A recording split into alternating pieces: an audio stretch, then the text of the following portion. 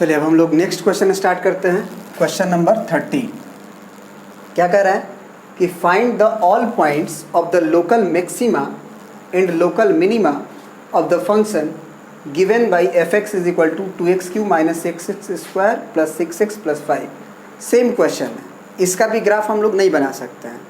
तो local maxima और local minima निकालने के लिए एफ डैश एक्स निकालिए सबसे पहला वर्क।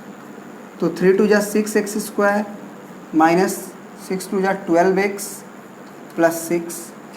अब साइन स्कीम निकालिए, है ना, sign scheme of F dash x.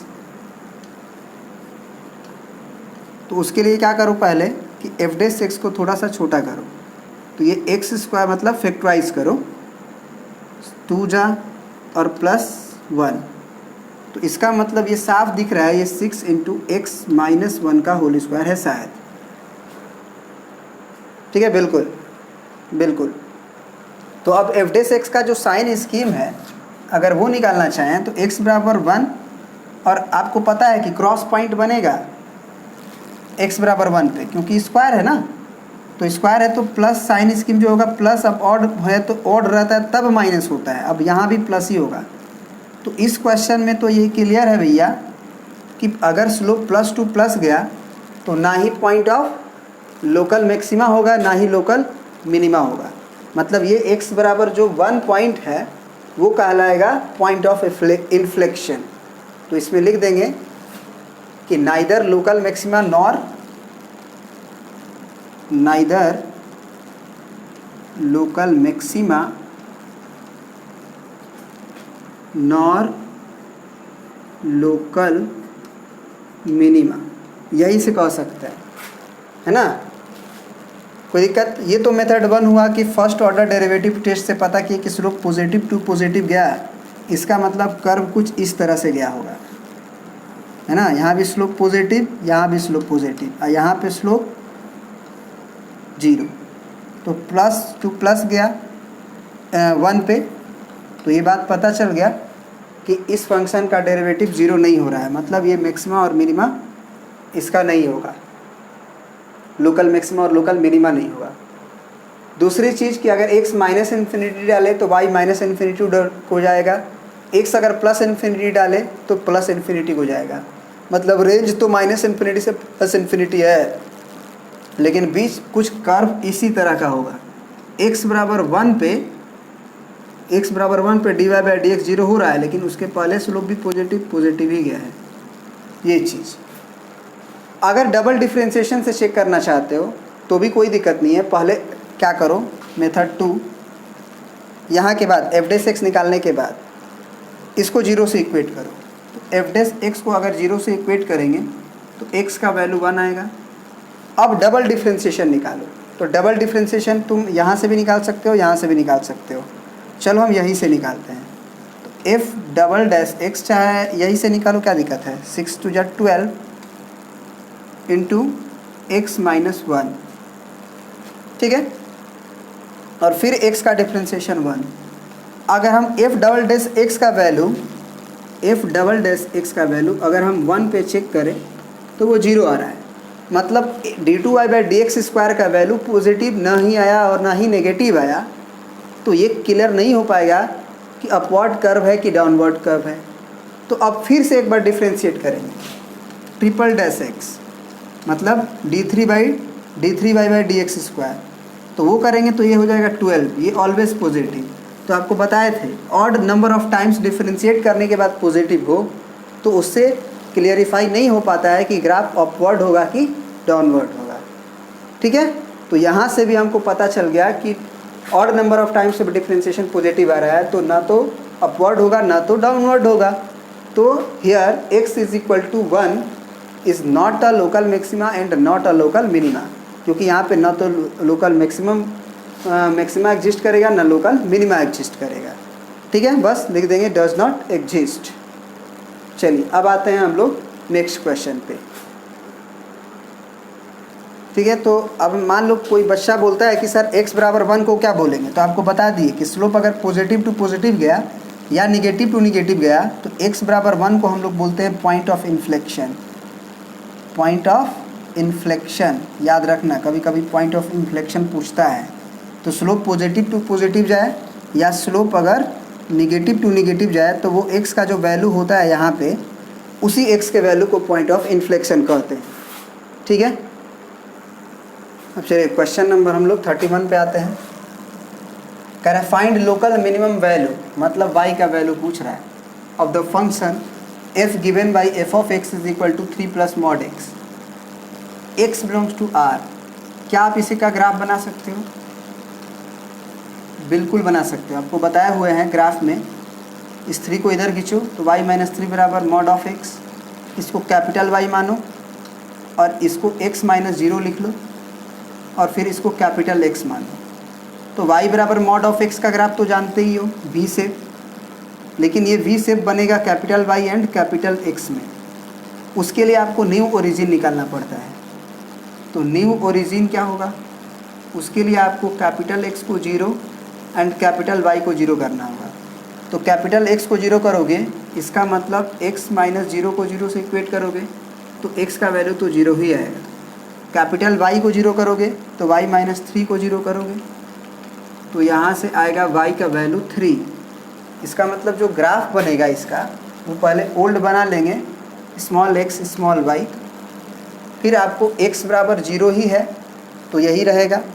फिर कैपिटल Y का वैल्यू के लिए y बराबर 3 आया है तो y बराबर 3 होगा। मतलब कैपिटल ये जो इक्वेशन है, ये जो लाइन है y बराबर 3, ये कैपिटल X कहलाएगा एंड ये कैपिटल Y कहलाएगा। ठीक है ना? बिल्कुल। तो अब यहीं पे जो V शेप बनना होगा बनेगा ऐसे, और ये पॉइंट का नाम होगा 0,3। आप देख भी सकते हो कि x का वैल्यू आप 0 रखोगे तो y का वैल्यू 3 मिलेगा। तो सबसे आसान तरीका है कि यहाँ पे लोकल मिनिमम वैल्यू तो होगा, क्योंकि लोकल मिनिमा है, लेकिन लोकल मैक्सिमा नहीं होगा क्योंकि ये बढ़ते जा रहे हैं। या फिर कोई बहुत लोग ग्राफ बनाने के लिए ये भी बोलते हैं कि y बराबर मॉड ऑफ x प्लस 3 है, तो y बराबर मॉड x का ग्राफ बना के 3 यूनिट और ऊपर उठा दीजिए। तो y बराबर मॉड x का ग्राफ है, 3 यूनिट ऊपर उठा दिए तो 0,3। तो वही बात है, हम भी यही बोल रहे हैं कि ये 0,3 है ना। चलिए, तो लोकल मिनिमम वैल्यू तो होगा और लोकल मिनिमा भी होगा। अगर लोकल मिनिमा की बात करें तो वो x का वैल्यू होता है और वो होगा x इज इक्वल टू 0। और फिर पूछे कि लोकल मिनिमम वैल्यू क्या होगा, तो वो कॉरस्पॉन्डिंग y का वैल्यू होता है। तो वो हो जाएगा y इज इक्वल टू 3, मतलब आंसर होगा लोकल मिनिमम वैल्यू का 3। ठीक है। और फिर लोकल मिनिमम वैल्यू आ गया आपका। अगर लोकल मैक्सिमम वैल्यू पूछता तो हम लिखते एग्जिस्ट नहीं करेगा। ठीक है ना। चलिए, तो अब आते हैं नेक्स्ट क्वेश्चन पे इसका। चलिए फिर नेक्स्ट क्वेश्चन हम लोग क्वेश्चन नंबर 32 देख रहे हैं। कह रहा है कि find local maximum and minimum value of the function given by f(x) is equal to 3x to the power 4 plus 4x cube minus 12x square plus 12। ठीक है। मैक्सिमम एंड मिनिमम वैल्यू पूछ रहा है, मतलब कि मैक्सिमा, लोकल मैक्सिमा और local minima पे corresponding y का वैल्यू। फिर ग्राफ नहीं बना सकते हैं तो f' का हेल्प लेंगे। तो f' का हो जाएगा 4 3 जा 12x क्यूब, फिर 4 3 जा 12x स्क्वायर माइनस 12 2 जा 24x हो गया। अब साइन स्कीम निकालना है f' का, तो पहले 12 कॉमन दिख रहा है, x कॉमन दिख रहा है, ये ले लो। क्या बचेगा? तो ये बचेगा x का स्क्वायर, फिर प्लस 12 कॉमन है, x स्क्वायर में से x कॉमन है, फिर माइनस 12 2 जा बचेगा। अब यहाँ से आप कह सकते हो 12x इंटू, इसको लिख सकते हो फैक्टराइज करो तो x plus 2 and x minus 1। I hope कि ये सही है। बिल्कुल ये सही है। अब f' का साइन स्कीम निकालो। Now sine scheme of f', ना ही कि fx नहीं, f' का। तो f' का साइन स्कीम निकाले तो x बराबर एक 0 आएगा, एक यहाँ से -2 आएगा और एक यहाँ से 1 आएगा। तो अब सब ऑड पावर है, तो प्लस माइनस प्लस माइनस, ठीक है। अब ये तो बात पता चल गया कि हमेशा ये ग्राफ और ये ग्राफ बना लो, ये स्लोप नेगेटिव, ये स्लोप पॉजिटिव, ये स्लोप पॉजिटिव, ये स्लोप नेगेटिव। तो नेगेटिव टू पॉजिटिव गया है यहाँ -2 पे, तो x is equal to -2 and x is equal to 1।